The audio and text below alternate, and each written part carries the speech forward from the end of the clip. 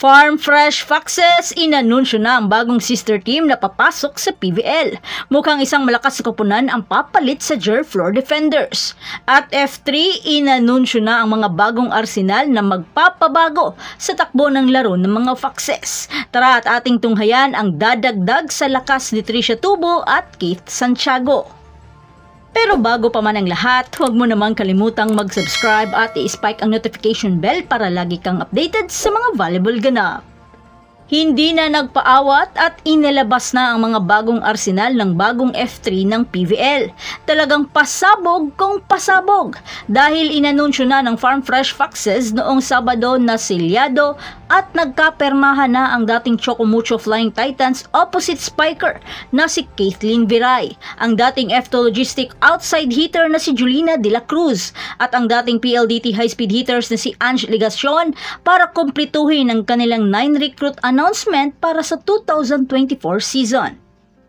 Si Kathleen Viray ay bahagi ng UST Golden Tigresses sa UAAP Season 81 na umabot sa finals at muli naman silang nagsama ng kapitana nila noon na si Cici Rondina upang tulungan ang Chocomucho Flying Titans na makaabot sa finals at makapagtapos na may silver medalist sa PVL Second All-Filipino Conference. At sa paglipat sa Farm Fresh, muling makakasama ni Viray ang Season 81 libero na si Janelle Delerio kasama ang kapwa Tigre na si April Tapia. Samantala, nakipagsanib puwersa na rin ang hinihintay ng lahat na si Julina De La Cruz, ang isang dekalibreng recruit para sa F2 Logistic Cargo Movers na nagmula sa UAAP Season 85 title run kasama ang DLSU Lady Spikers. Si Julina at ang setter na si Mars Alba ay nagbigay ng tulong para sa Cargo Movers at nakapagbigay ng magandang performance pero di pa rin ito naiwasan ng injury sa huling laban ng F2 Logistics sa PVL Second All-Filipino Conference Preliminaries at sumama naman sa kanya ang mga tutulong na mga bagong arsenal ng Farm Fresh na sina Chini Arroyo at pinapirma na rin ang opposite spiker na si Elaine Casilag na mga dating F2. Para naman kay Ange Ligacion, nag-step up siya para sa PLDT sa kanilang huling preliminaries game laban sa Petrogas sa kawalan ng main setter na si Rhea Di Maculangan. Kinuha din ng F3 ang middle blocker na si Jaisel De Los Reyes mula sa Cheritigo Crossovers. At ang isa pang dedepensa para sa F3 ay si Julia Angeles na galing sa Galleries High Risers. Inanunsyo ng Farm Fresh ang siyam na arsenal sa hangaring palakasin ng kanilang kampanya matapos ang ika-10 pwesto sa PVL Second All-Filipino Conference. Tinulungan ng Adamson Lady Falcons at College of St. Benilde Corps ang Foxes na makuha ang kanilang unang 2 panalo sa liga. Gayunpaman, hindi nila masyadong maisara ang iba pang mga laro sa kabila ng tuloy-tuloy na paglalaro ni Louie Romero at ng firepower mula kina Tricia Tubo at Keith Santiago. Kaya itinodo na rin ng Farm Fresh, kaya pinasign up na rin nila si Coach Hideo Suzuki ng champion Japanese team na Kurashiki Ablaze bilang isang consultant. Sumailalim din sila sa pagsasanay kasama ang isang Japanese consultant na si Master Shimizu.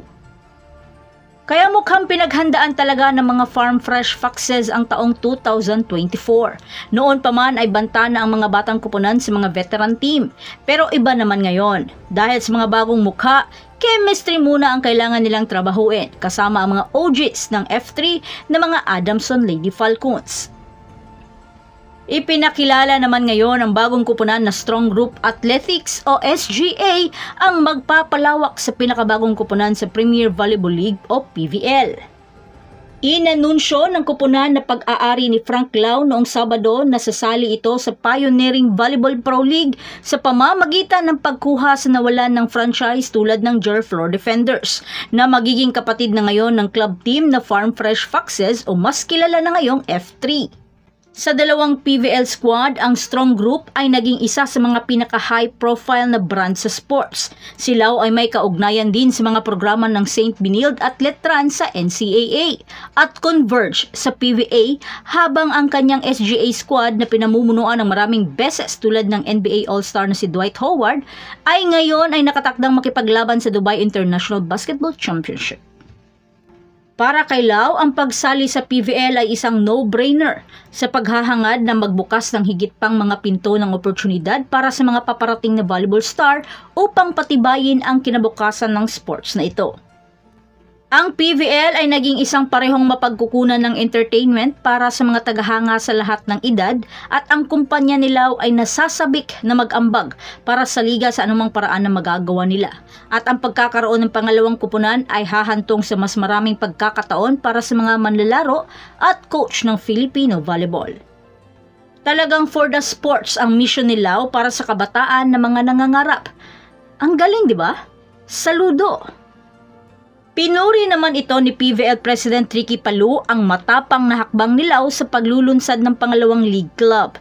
Indikasyon ng kanilang matagal ng pangako sa paglago at pag-unlad ng Philippine volleyball. Kaya si Palou ay walang humpay ang pasasalamat kay Frank Lau at Strong Group Athletics sa hindi lamang pagtulong sa pagbabayad ng sweldo ng GER Floor Defenders noong nakaraang taon, kundi pati na rin sa matapang na hakbang sa pagsisimula ng pangalawang kupunan sa PVL, na nagpapakita ng kanilang matibay na pangako sa pag-unlad at tagumpay ng volleyball sa Pilipinas. Kaya isa na namang kaabang-abang at excitement ang dala ng PVL sa darating na All-Filipino Conference.